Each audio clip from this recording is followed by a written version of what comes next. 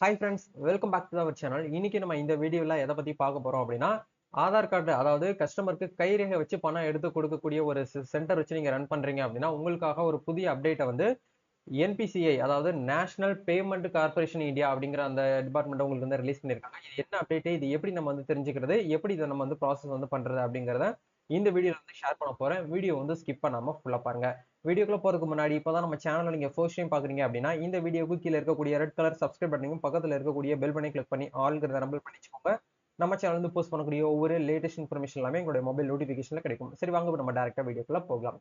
ஆக்சுவலா வந்து இப்ப நீங்க ஸ்கிரீன்ல பாத்துட்டு இருக்கக்கூடிய இந்த ஒரு ஜியோ தான் வந்து பாத்தீங்கன்னா ரிலீஸ் ஆயிருக்குது. முக்கியமான அறிவிப்பு அப்படின்னு சொல்லிட்டு ஜனவரி 1 2024 முதல் ஏஇபிஎஸ் அதாவது ஆதார் பேமெண்ட் எனபிள் சிஸ்டம் மூலியமா ஒவ்வொரு பரிவர்த்தனையும் டிரான்சாக்ஷன் நீங்க பண்றீங்க அப்படின்னா அந்த பேமெண்ட் பண்ணக்கூடிய முகவர்கள் ஏஜென்ட் யாரோ இருக்கீங்களோ அவங்களுடைய பயோமெட்ரிக் முதல்ல எனபிள் பண்ணதுக்கு அப்புறம் தான் வந்து கஸ்டமருக்கு நீங்க வந்து அந்த டிரான்சாக்ஷன் வந்து பண்ண முடியும் அப்படிங்கறத வந்து சொல்றாங்க.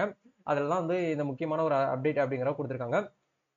ஜனவரி 1 முதல் ஏஇபிஎஸ் பண பரிவர்த்தனை செய்யும் முகவர்கள் செயல்பாட்டில் செயல்முறையில் செய்யப்பட்டுள்ள மாற்றங்கள் தெரிந்து கொள்ள வேண்டியவை என்ன அப்படிங்கிற பார்க்கும்போது அதான் ஆதார் மூலம் பணம் எடுக்கும் சேவையின் முக்கிய அறிவிப்பு.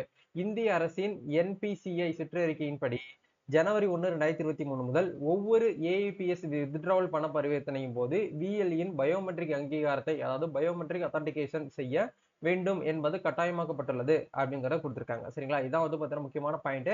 நீங்க ஆதார் பேமெண்ட் எனபிள் சிஸ்டம் மூலியமா நீங்க வந்து கைரேகை வச்சு பணம் எடுத்து கொடுத்துட்டு இருக்கீங்க அப்படின்னா நீங்க கண்டிப்பா கட்டாயமா உங்களுடைய பயோமெட்ரிக் நீங்க வந்து அத்தன்டிகேட் பண்ணதுக்கு அப்புறம் தான் வந்து கஸ்டமருக்கு நீங்க வந்து கிளைம் பண்ணி அதாவது வித்ட்ரால் பண்ணி எடுத்து கொடுக்க முடியும் அப்படிங்கிற வந்து சொல்றாங்க. சோ அதை மஸ்டா நீங்க வந்து பாத்தீங்கன்னா செக் பண்ணிக்கோங்க.